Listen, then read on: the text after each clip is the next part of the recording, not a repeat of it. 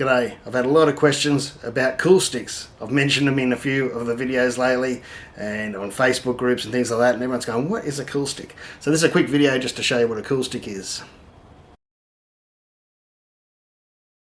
First I've got to say sorry to David. I did mention I was going to do a video on this a while back and it just slipped my mind totally, and then Peter got on the interwebs today and reminded me about it. So this is it.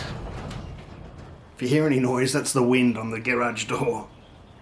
So while some people might use a cooling coil like this in their Fermzilla, or very similar in their Kegmenters, the Brewbuilts had a slightly different idea. It saves a little bit of space, and I think the beer pickup tube, you know, while possibly it could get caught around this fairly easily, the Coolstix sort of prevents that.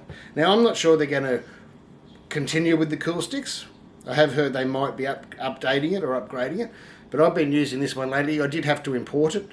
The import was very quick, only took a week or two to get here, and it wasn't that expensive. Now the Coolstix, they do seem hard to get, but I just asked through the website and it came through nearly straight away. Because sometimes they look like they're out of stock, sometimes they are out of stock, but there's all different versions, and when you contact More Beer, you know, they'll get you one organised. There's a few different style of kits and different fittings and things like that. I just got the basic one. Well, the basic triclover one.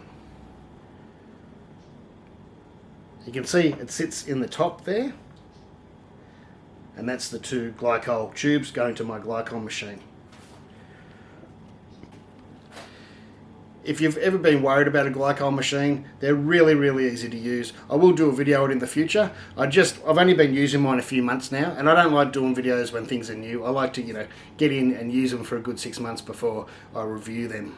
But simply, a Glycol machine has a reservoir of cold water mixed with Glycol. The Glycol stops it freezing, so that means you can cool that reservoir down to, you know, you might cool it down to -3, -10 degrees. Then you pump that very cold fluid through the Coolstix or through a cooling coil that's sitting in your beer, and that obviously cools your beer down, and it works really well and efficiently. And I suppose if you wanted to, you could set up a system where you could heat your work like that way too if you really needed to. Of course, this isn't switched on at the moment, but you set your temperature here. The Glycol temperature is actually set at the back of the machine. Then you can set your fermenter temperature here, and the pump will come on every time it needs to pump that cooled fluid down through your Coolstix or your chilling coil, whatever you happen to be using. But we'll take it out and have a look.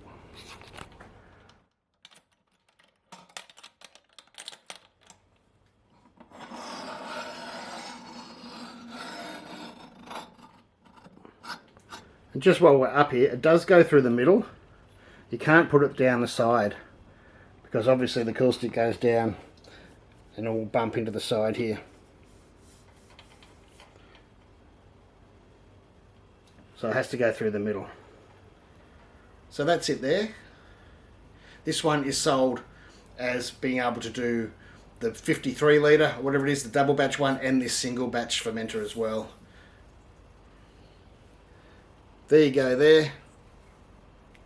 So of course the cold stuff gets pumped down to the bottom of the stick and then comes out the other one back into your Glycol machine or whatever you happen to be using.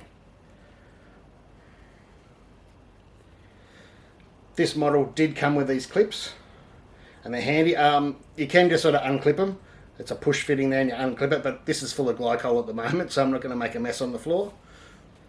But that's it. There's not much else to say. It's just a different style to a cooling coil.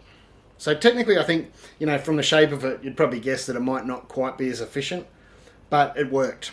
I can tell you it worked, and I'm happy, and I'm going to use it again. It's a lot easier to clean. It's a simple wipe rather than dealing with the coil, and at the same time it's even easier to store. Just takes up less space, you know. I just want to mention, don't put a full fermenter on top of your Glycol system. This was just for the video so I could get it up nice and high and show you. Otherwise I wouldn't be storing my fermenter sitting right on top of the Glycol machine. As I said, I imported mine. I used More Beer from the States. Didn't take long to get here, and I'll leave a link in the description if you want to go and have a look. But I think that's enough. That's it. That's all you have to see. Thanks for watching. Like, subscribe, share and all that stuff. Thanks to my Patreons, and I'll see you in the next one. Cheers.